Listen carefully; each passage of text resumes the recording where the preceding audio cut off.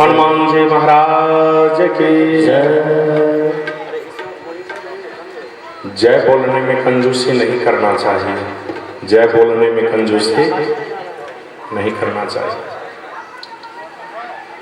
जीवन में जितने लोग हैं, चाहे वो छोटा से छोटा व्यक्ति हो या बड़ा से बड़ा व्यक्ति हो, जीवन में पराजय कोई नहीं चाहता, जीवन में पराजय कोई नहीं चाहता। आप किन्हीं भी व्यक्ति से पूछिए कि महाराज आप अपने जीवन में पराजय चाहते हैं, तो जवाब मिलेगा पराजय नहीं चाहते हैं। तो निवेदन ये है कि आप भी अपने जीवन में कभी पराजय नहीं चाहते हैं तो एक काम अवश्य कीजिए, और ये जो काम है आसान काम है, हम आप कर सकते हैं। जहां कहीं भी भगवान नाम का जयकारा लगाया जा रहा हो, वहां निश्चित रूपेण जय बोलना चाहिए। तो जब हम आप भगवान के नाम में जय कहेंगे तो हमारा और आपका मन कहां पहुंचेगा? भगवान के यहाँ। जीवन में अगर आप चाहते हैं कि हमेशा जय और विजय होता रहे, तो भगवान के दरवाजे पर में भाग करके जाइए, क्योंकि भगवान का जो द्वारपाल है, भगवान के ही द्वारपाल का नाम है जय और विजय। जब आप भगवान के दरवाजे पे जाइएगा तो वहां आपको जय और विजय दोनों का दर्शन होगा। और भगवान के दरवाजे को छोड़ करके अन्यत्र कीजिएगा तो रमुक क्रीड़ायाम धातु से शब्द बना है राम। रमुक क्रीड़ायाम धातु, रमुक क्रीड़ायाम धातु का तात्पर्य है कि जो सबके हृदय में रमन करते हैं वही तो राम है, सबके हृदय में रमन करते हैं। और जो हठात किसी के मन को अपनी ओर आकर्षित कर ले उनका नाम कृष्ण रसयते इति कृष्ण। और इसके विशेष अर्थ में जाइएगा तो ककार कमलाकांत, रीकार राम अवतार, स्वकार शेषावतार, नौकार नरसिंह अवतार, औकार अश्वनी कुमार कृष्ण। बंसी देखे हैं, बंसी मल्लाह जो बंसी रखता है, देखे हैं भैया? तो बंसी का जो आकार है वही आकार का के नीचे री का है। जब आप कृष्ण लिखिएगा तो का के नीचे जो री का आकार है वही आकार है जो बंसी का आकार है। अब देखिए, बंसी मल्लाह के पास भी है और बंसी कृष्ण के पास भी है, बंसी दोनों के पास है।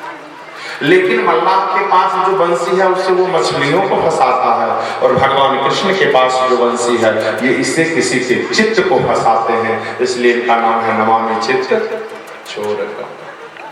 अब यहाँ भी एक बात है, एक होता है बंसी और एक होता है मुरली, एक होता है मुरली और एक होता है बंसी। बंसी को फूंक करके बजाया जाता है और मुरली को मुंह में लेकर के बजाया जाता है। मेला में देखते होइएगा जो बिकता है वो है मुरली, जिसको आप मुंह में लेके बजा सकते हैं, और बंसी को फूंक करके बजाया जाता है। अच्छा, बंसी भगवान श्री कृष्ण जब द्वापर में धरती पर आने लगे तो अनायास ही शिव जी पहुंचे भगवान के गोलोक में, और पहुंच करके शिव जी कहते हैं भगवान से, प्रभु त्रेता युग में जब आप राम बन करके धरती पर गए थे तो हम आपका सेवा करने के लिए हनुमान बन करके गए थे। इस बार द्वापर में भी आप धरती पर जा रहे हो, इस द्वापर युग में हमको कौन सा अवतार लेना है, क्योंकि हम इस बार भी आपका सेवा करना चाहते हैं। तो भगवान कृष्ण कहते हैं भोलेनाथ से कि बाबा, त्रेता युग में आप गए थे तो हम आपका सेवा ले लिए, लेकिन इस युग में हम हमेशा सारी बाली के बीच में रहेंगे। सारी बाली से हमको फुर्सत होगा तब ना आप हमारा सेवा कीजिएगा, तो हम तो हमेशा गोपियों के बीच में रहेंगे, तो एक सेकंड का भी आपको सेवा करने का अवसर प्राप्त नहीं होगा। इसलिए हम आपसे यही निवेदन करेंगे, इस द्वापर युग में आप मत जाइए। शिव जी कहते हैं प्रभु आपके यहाँ जब निवेदन लेकर के आए हैं तो सेवा का मौका हमको दे दीजिए। भगवान कहते हैं बाबा अगर इतना ही सेवा करना आप चाहते हैं तो फिर आपको जो मन करे वो आप बन करके चलिए। बस उसी समय शिव जी के शरीर से वंशी प्रकट हुआ। वंशी प्रकट हुआ कि समझिए शिव जी साक्षात वंशी रूप में परिवर्तित हो गए, और उसी समय भगवान श्री कृष्ण शिव जी को उठा करके अपने अधर से सटा लिए। ये बंसी कोई मामूली बंसी नहीं है, ये बंसी साक्षात भोलेनाथ है, साक्षात शिव जी है। अच्छा एक बात, बंसी का उल्टा कीजिएगा तो क्या होगा? शिव जी का एक नाम है सत्यम शिवम सुंदरम, है ना, वो सत्यम शिवम सुंदरम। वंशी का उल्टा कीजिएगा तो कहिए कहिए, वंशी का उल्टा शिवम। लेकिन शिवम नाम अगर रख दिया जाता तो सबको पता चल जाता कि शिव जी हैं।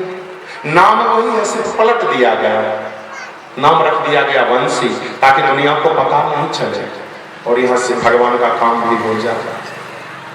तो राम कृष्ण तो एक हैं, अंतर नहीं निमेष, इनके नयन गंभीर हैं, उनके चपल विशेष। हम आप नवदिनानी पर्यंत तक जो ये रामचरितमानस का श्रवण करेंगे, ये रामचरितमानस है क्या? संत कहते हैं कि श्री मन मानस राम तनु। प्रश्न उठता है कि श्री रामचरितमानस क्या है? तो एक संत कहते हैं कि श्री राम चरितमानस जो है श्री मन मानस राम तनु। ये जो श्री रामचरितमानस है ये साक्षात भगवान का वांगमय स्वरूप है, साक्षात भगवान का वांगमय स्वरूप है। वांगमय का मतलब क्या होता है? वांगमय का मतलब होता है साहित्य। ये जो रामचरितमानस है ये भगवान राम जी का साहित्यिक विग्रह है। मानस जी भगवान राम जी का साहित्यिक विग्रह है। ये समझ लीजिए कि रामचरितमानस भगवान राम का शरीर है। ये जो मानस ग्रंथ है ये भगवान का साक्षात शरीर है रामचरितमानस। हम आप दिन रात रामचरितमानस पढ़ते हैं, क्या कहते हैं? जाकर के थोड़ा रामायण लेकर के हमें रामायण। अरे महाराज ये भगवान का साहित्यिक विग्रह है। आदर सूचक शब्द का प्रयोग कीजिए, भागवत जी, रामायण जी, क्योंकि ये भगवान का साहित्यिक विग्रह है। हो जही मन हुआ वही लेकर के खोल दिए, जही मन हुआ वही करने लगे। हम तो देखते हैं कि बहुत लोग रामचरितमानस पर में कलम चलाते रहते हैं। रामचरितमानस पर बहुत लोग कलम चलाते रहते हैं। आपके शरीर पर कोई कलम चलाए तो आपको तकलीफ होगा, कहीं कहीं होगा तकलीफ।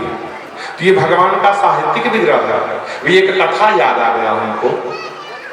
नीलकंठ जी महाराज बहुत बड़े साधक थे, भागवत जी का बहुत बड़े साधक। एक दिन नीलकंठ जी महाराज भागीरथी गंगा के तट पर में बैठ करके गीता जी का पाठ कर रहे थे। तो गीता जी का पाठ करते करते जब 9वां अध्याय में पहुंचे नीलकंठ जी, तो 9वां अध्याय का एक 22वां श्लोक है। श्रीमद् भगवत गीता 9वां अध्याय 22वां श्लोक है। अनन्यांस चिंतयन्तो माम ये जनाः पर्युपासते तेषां नित्याभियुक्तानां योगक्षेमं वहाम्यहम्। गीता जी का 9वां अध्याय 22वां श्लोक है। जब नीलकंठ जी महाराज गीता जी का पाठ करते करते 22वां श्लोक पर में पहुंचे तो क्या देखते हैं कि 22वां श्लोक में लिखा हुआ है अनन्यांस चिंतयन्तो माम ये जनाः पर्युपासते तेषां नित्याभियुक्तानां योगक्षेमं वहाम्यहम्। नीलकंठ जी क्या किए, बहा में हमें जो लिखा हुआ था उसमें कलम मार दिए और उसके नीचे लिख दिए ददाम्यहम्। बड़े ध्यान से सुनिएगा तब बात समझ में आएगी। नीलकंठ जी को लगा कि भगवान तो सबको सब कुछ देते हैं, इसलिए बहा में हम नहीं होगा, यहाँ होना चाहिए ददाम्यहम्। भगवान सबको सब कुछ देते हैं। कलम मार दिए वहा में हम पर। अब व्याकरण से विचार कीजिएगा तो वहां में हम जो शब्द है ये है प्रापणीय धातु, और ये ददा में हम देना। अब देने के लिए कोई जरूरी नहीं है कि भगवान आपके दरवाजे पर में आकर के देंगे। अगर हम किसी को कुछ दे रहे हैं तो लेने वाले को मेरे यहाँ भी आना पड़ सकता है। लेकिन यहाँ गीता जी में लिखा हुआ था वहां में हम। भगवान कहते हैं कि हम किसी के दरवाजे पर में, किसी के घर पर में जाकर के पहुंचाते हैं। ये बात नीलकंठ जी को ठीक नहीं लगा। गीता जी में कलम मार दिए, वो बहा में हमको ददा में हम कर दिए। भगवान श्री कृष्ण बाल रूप में आकर के और इनके शरीर पर जितना पोटली हो सका, चावल आटा भाटा जो जहां हो सका 10 20 50 पोटली लेकर के पहुंच गए नीलकंठ जी के घर पे। ठाकुर जी बाल रूप में और गए, जाकर के पंडिताइन से बोले मैया गुरुजी हमको दिए ये सब आप रख लीजिए। मैया बोली बेटा तुम कहां से लाए हो? तो मैया हमको गुरुजी दिए हैं। अच्छा गुरुजी दिए हैं, लाओ बेटा रख दो। ठाकुर जी नजदीक में गए, मैया जब उनके कंधे पर से पोटली उतारने लगी तो क्या देखती हैं कि ठाकुर जी का यहाँ कटा हुआ था, यहाँ कटा हुआ था। मैया बोली बेटा ये तुमको यहाँ कटा कैसे, कौन काट दिया? तो भगवान कहते हैं मैया गुरुजी हमको यहाँ काट दिए हैं, और हमको काट ही नहीं दिए हैं गुरुजी, हमको अपमानित भी किए हैं। अपमानित किए हैं गुरुजी, हमको यहाँ काट दिए हैं गुरुजी, और काट करके तब हमको पोटली लेकर के भेजे हैं आपके सेवा में। मैया पोटली उतार के नीचे रख दी और बोली बेटा तुम जाओ, और आज आते हैं तो हम उनका हिसाब लेते हैं। जब नीलकंठ जी महाराज लौट करके गीता पाठ करके घर आए तो श्रीमती जी कहने लगी कि आप एक बच्चे के शरीर पर इतना पोटली काहे लोड करके भेज दिए यहाँ? उतना छोटा बच्चा और इतना ज्यादा सामान, और दूसरा उसका एक इधर से थोड़ा सा कटा हुआ था, आप ही काटे हैं क्या? अचानक नीलकंठ जी को याद आया कि हम तो वहां में हम शब्द में जो कलम मार दिए थे तो अनर्थ कर दिए। सही में ठाकुर जी पहुंचाते हैं और उसी समय नीलकंठ जी महाराज भगवान का स्मरण किए और कहते हैं प्रभु दर्शन दे दीजिए, नहीं तो ये प्राण अब नहीं रह पाएगा। तब ठाकुर जी नीलकंठ जी को दर्शन दिए। तो जैसे गीता जी, भागवत जी भगवान श्री कृष्ण का वांगमय स्वरूप है, उसी तरह ये जो रामचरितमानस है ये राम जी का साहित्यिक विग्रह है।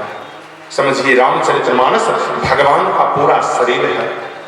गोस्वामी जी कहते हैं कि बालकांड प्रभु पाए अयोध्या कटि मन मोहे, उदर बन्यो आरण्य हृदय किसकिंधा सोहे, सुंदर ग्रीव मुखार विंद लंका कही गयो जहां दशानन, आदि निशाचर सकल समायो, मस्तक उत्तर कांड सूची एहि विधि तुलसीदास भई, आदि अंत न देखिए श्रीमन मानस राम तनु।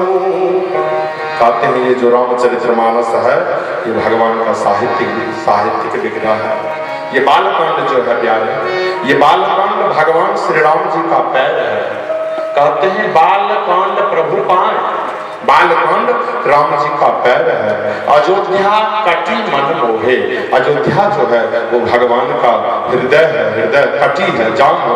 अरण्य कांड कहते हैं ये जो अरण्य कांड है ये भगवान का उदर है। किष्किंधा कांड जो है ये भगवान का हृदय है। सुंदर कांड जो है ये भगवान का गर्दन है। और कहते हैं लंका कांड जो है ये भगवान का मुख है, जिसमें सारे निशाचर समा गए। लंका कांड भगवान का मुख और उत्तर कांड जो पवित्र है ये भगवान का मस्तक है। तो ये जो रामचरितमानस है ये रामचरितमानस भगवान राम जी का साहित्यिक विग्रह है। समझिए, स्वरूप है। इस रामचरितमानस में 5 स्तंभ है। रामचरितमानस में 5 स्तंभ है। जब तक आपको 5 स्तंभ का ज्ञान नहीं होगा तब तक मानस जी का अर्थ आपको नहीं लगेगा। पढ़ने के लिए आप पढ़ लीजिएगा, दोहा चौपाई याद कर लीजिएगा, लेकिन जब तक 5 स्तंभ के बारे में आप नहीं जानिएगा तब तक आपको मानस जी समझ में आने वाला नहीं है। साहित्य समझते हैं? साहित्य के 4 स्तंभ हैं।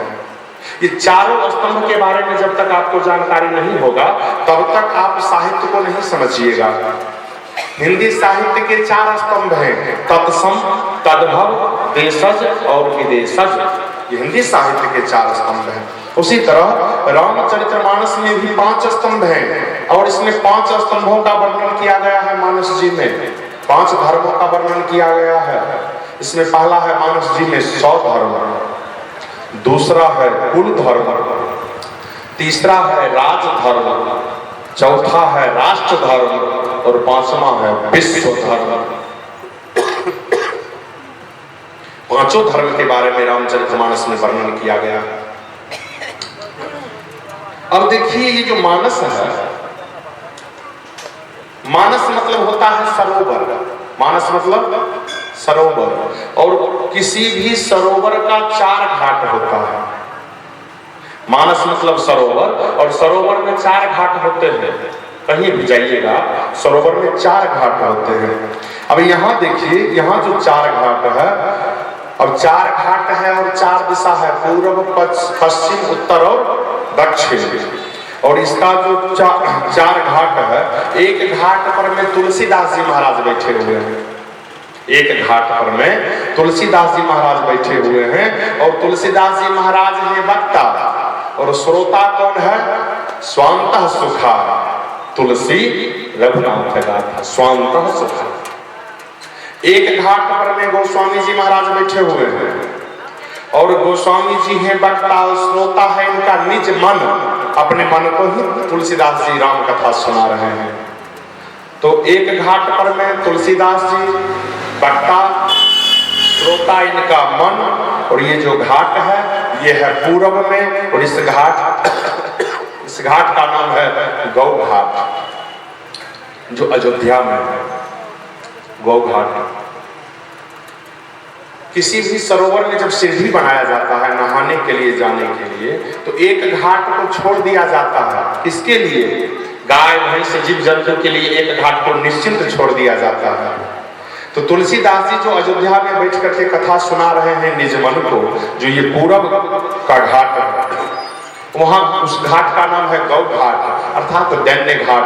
वहां कोई भी आकर के कथा सुन सकता है, वहां कोई भी आकर के कथा सुन सकता है। इसलिए गोस्वामी जी गौ घाट पर में राम कथा को गा रहे हैं। दूसरा घाट है ज्ञान घाट। दूसरा जो घाट है, पहला घाट हो गया गौ घाट, जहां गोस्वामी जी बैठ करके कथा सुना रहे हैं, जो पूरब में है। उसके बाद दूसरा घाट है ज्ञान घाट, जो ज्ञान घाट है कैलाश पर, जहां शिव जी वक्ता है और श्रोता माता पार्वती। शिव जी पार्वती को राम कथा सुना रहे हैं कैलाश पर्वत पर में। इस घाट का नाम है ज्ञान घाट, जो पश्चिम में है। तीसरा इसका घाट है जहां गरुड़ जी महाराज बैठे हुए हैं और कागभूषुंडी जी महाराज कथा सुना रहे हैं, भक्ति का घाट है। तीसरा जो घाट है, उस घाट का नाम है भक्ति घाट, जो नीलगिरी पर्वत पर में है। नीलगिरी पर्वत पर में कागभूषुंडी जी महाराज बैठ करके गरुड़ को कथा सुना रहे हैं। वक्ता है कागभूषुंडी और श्रोता है गरुड़ जी। नीलगिरी पर्वत पर ये जो घाट है, ये भक्ति का घाट है। और चौथा याज्ञवल्क्य जी महाराज वक्ता है और श्रोता है भरद्वाज जी महाराज। और ये दक्षिण के घाट पर में, दक्षिण दिशा में ये कथा हो रहा है। उस घाट का नाम है कर्मकांड घाट और ये प्रयागराज में हो रहा है। मानस का मतलब होता है सरोवर। सरोवर में 4 घाट, और चारों घाट पर में वक्ता बैठ करके कथा सुना रहे हैं। पहला घाट जो है तुलसीदास जी महाराज निज मन को कथा सुना रहे हैं अयोध्या में, जो गौ घाट है। दूसरा शिव जी महाराज कथा सुना रहे हैं माता पार्वती को कैलाश पर, जो ज्ञान घाट है।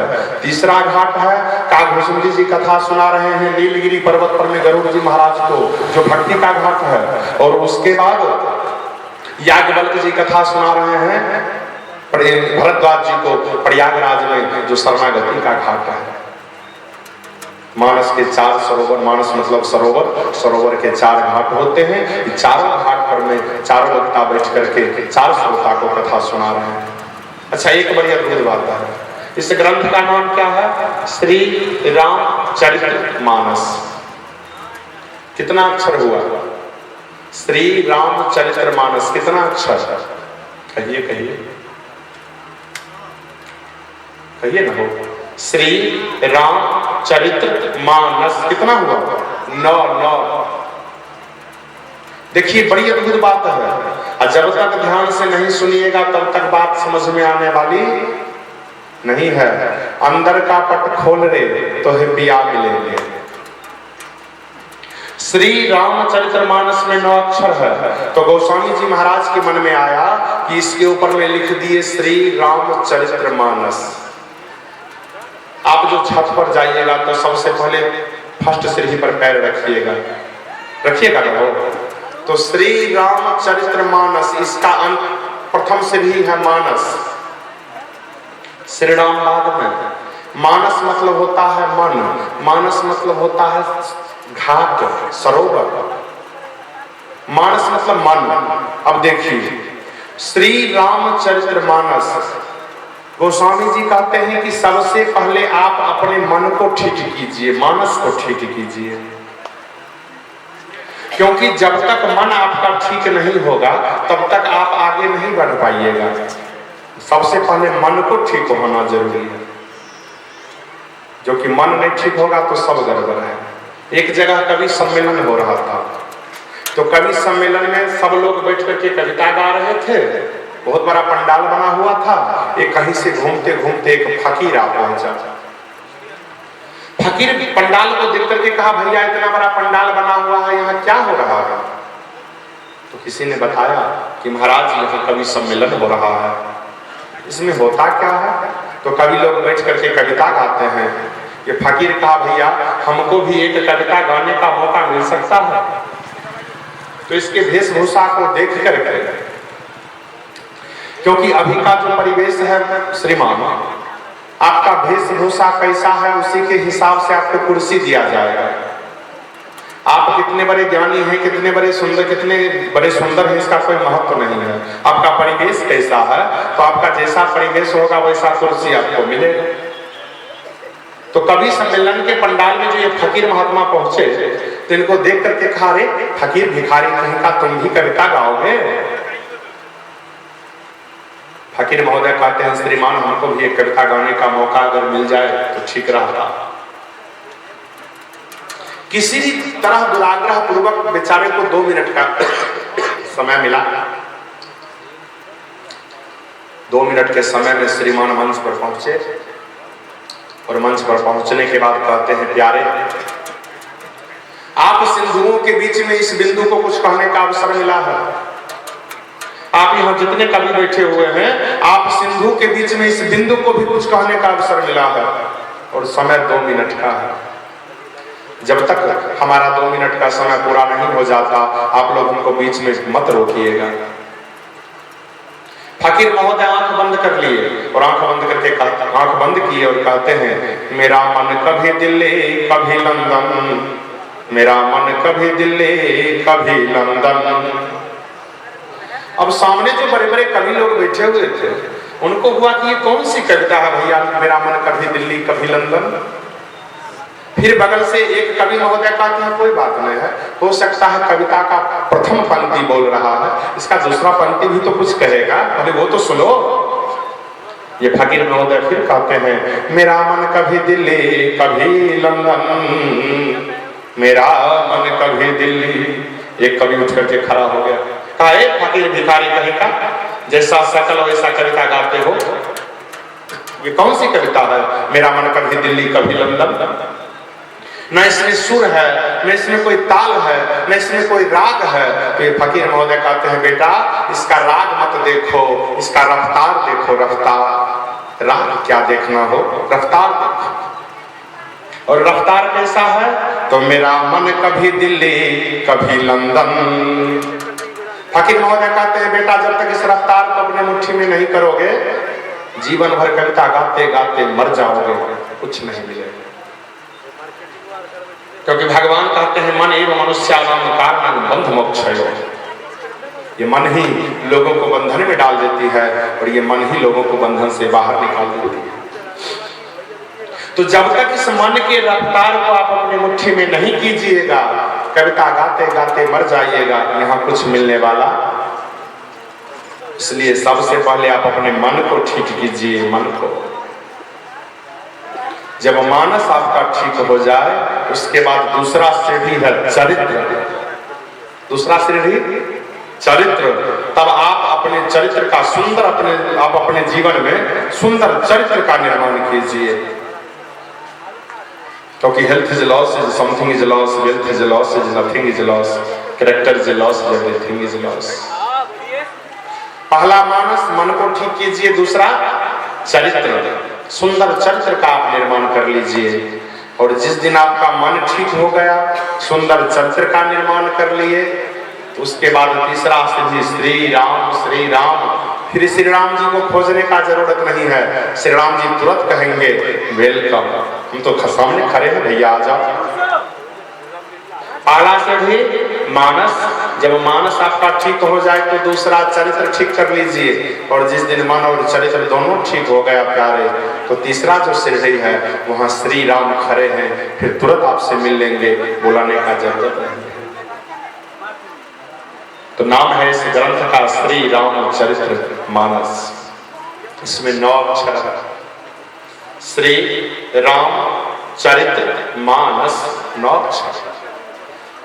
तो तुलसीदास जी जब लिखे श्री रामचरित्र मानस, तब बाबा के मन में आया कि अगर 9 अक्षर का ग्रंथ का नाम लिख दिए हैं 9 अक्षर में, तो 9 ही लोगों का हम मंगलाचरण में वंदना भी करेंगे, 9 ही लोगों का, ना एक ज्यादा ना एक कम।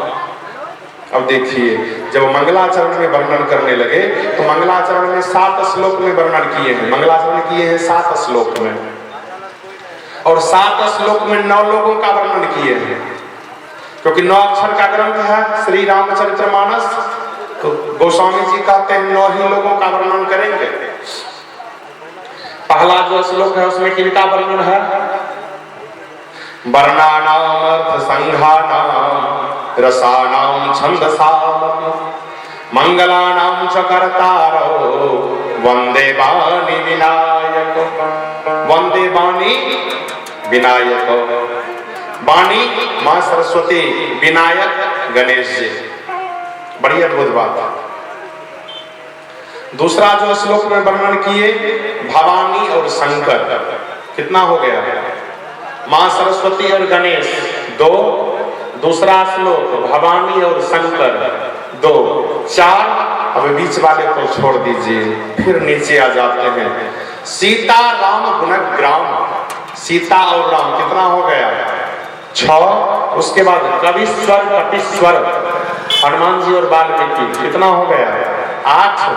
अब देखिए 4 ऊपर और 4 नीचे, बीच वाले को छोड़ दिए। तो गोस्वामी जी से किसी ने पूछा कि बाबा 4 लोगों का वंदना आप ऊपर किए हैं, 4 लोगों का वंदना नीचे किए हैं, तो बीच वाले को क्यों छोड़ दिए? तो तुलसीदास जी कहते हैं शंकर रूपी गुरु का वंदना हम बीच में किए हैं, बीच में शंकर रूपी गुरु का वंदना। क्योंकि जीवन में जब तक मध्य में गुरु जी नहीं होंगे तब तक जीवन पूर्ण होने वाला, इसलिए जीवन में अगर कुछ करना है तो गुरु का मध्यस्थता होना जरूरी है। जीवन में अगर गुरु है तो आप सब कुछ कर सकते हैं, इसलिए यहाँ गुरु को मध्य में रखे हैं गोस्वामी जी, शंकर रूपी गुरु को बीच में रखे हैं। 9 लोगों का वर्णन किए हैं। अब देखिए बाबा को लगा कि 9 लोगों का वर्णन किए, इस ग्रंथ का नाम भी 9 अक्षर का हुआ, तो इसको लिखना भी प्रारंभ करेंगे 9 अक्षर से। सब बड़ी अद्भुत बात है, बहुत अद्भुत बात है। बाबा के मन में हुआ कि इस ग्रंथ का नाम हुआ 9 अक्षर, तो मंगलाचरण में वर्णन भी करेंगे 9 लोगों का, तो 9 लोगों का वर्णन कर दिए मंगलाचरण में। तो अब अचानक इनके मन में हुआ कि इस ग्रंथ को जिस दिन से हम लिखना प्रारंभ करेंगे उसका भी अंक 9 ही होना चाहिए। जिस दिन जब तक 9 अंक नहीं होगा तब तक इस ग्रंथ को हम नहीं लिखेंगे। बालकांड दोहा क्रमांक 36 से लेकर के 43 तक जो है रामचरितमानस में, इसमें सिर्फ मानस सरोवर का वर्णन किए हैं गोस्वामी जी, सिर्फ मानस सरोवर का। दोहा क्रमांक 36 से लेकर के 43 तक बालकांड। तो ग्रंथ का नाम 9 अक्षर, मंगलाचरण 9 लोगों का। उसके बाद बाबा के मन में आया कि इस ग्रंथ को लिखना भी प्रारंभ करेंगे 9 से। तो 9 से जब लिखना प्रारंभ करेंगे तो क्या लिखते हैं गोस्वामी जी? नवमी भौम बाद मधुमासा, नवमी भौम बाद मधुमासा, अवधपुरी चरित प्रकाशा, अवधपुरी चरित प्रकाशा, चरित प्रकाशा, अवधपुरी चरित प्रकाशा, अवधपुरी चरित प्रकाशा, अवधपुरी चरित प्रकाशा, नवमी भौम बाद मधुमासा, नवमी भौम बाद मधुमासा। गोस्वामी जी लिखना कब प्रारंभ किए? नवमी मंगलवार दिन चैत्र महीना से प्रारंभ किए इसको लिखना। बाबा के मन में हुआ कि 9 अक्षर का ग्रंथ, 9 लोगों का मंगलाचरण, तो लिखना भी प्रारंभ करेंगे नवमी तिथि से। तो बाबा यहाँ लिखना प्रारंभ कर दिए नवमी भौम बाद मधुमासा, अवधपुरी चरित प्रकाशा। अच्छा, एक और बड़ी अद्भुत बात है। किसी ने गोस्वामी जी से कहा कि बाबा इतना बड़ा ग्रंथ आप कैसे लिख दिए हो रामचरितमानस? तो तुलसीदास जी कहते हैं भांग खा करके आए हो क्या? कहा बाबा भांग तो आज नहीं खाए हैं। तो तुलसीदास जी कहते हैं भांग नहीं खाए हो तो तुमको कैसे पता चला कि ग्रंथ हम ही लिखे हैं? तो सामने से जो आया था पूछने के लिए, कहा बाबा इस रामचरितमानस को आप नहीं लिखे हैं तो लिखा कौन है? तो तुलसीदास जी कहते हैं भैया इसके राइटर हैं शिव जी। इसके राइटर कौन? शिव जी। रची महेश निज मानस, इसके राइटर हैं शिव जी।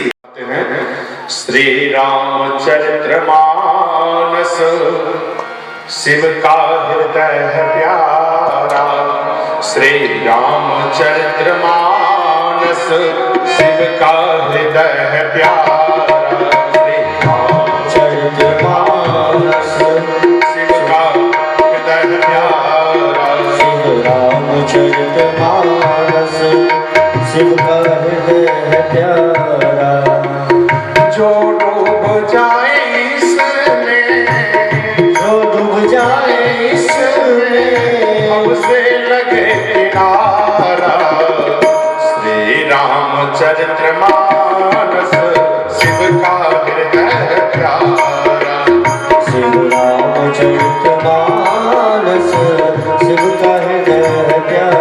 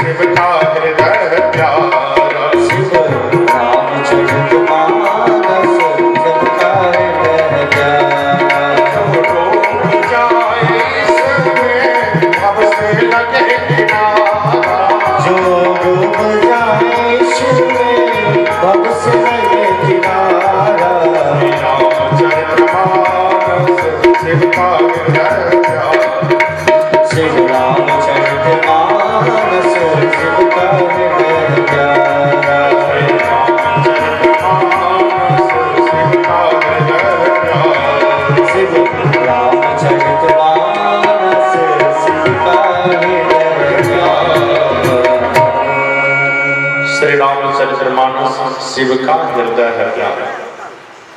शिव जी का कोई अगर प्रिय है तो वो सबसे ज्यादा प्रिय क्या है? रामचरित्र मानस। और उस समय शिव जी को बहुत ज्यादा आनंदित हुए थे शिव जी। कब? जब माता पार्वती शिव जी से प्रश्न की थी। क्या प्रश्न था? पूछे रघुपति कथा प्रसंगा, पूछे रघुपति कथा प्रसंगा, पूछे रघुपति कथा प्रसंगा, सकल लोक जग पावन गंगा, सकल लोक जग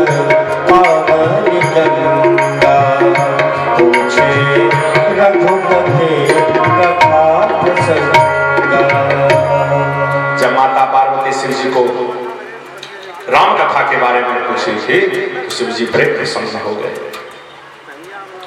तो ये जो राम कथा है, ये शिव जी को सबसे ज्यादा प्रिय कथा है राम कथा।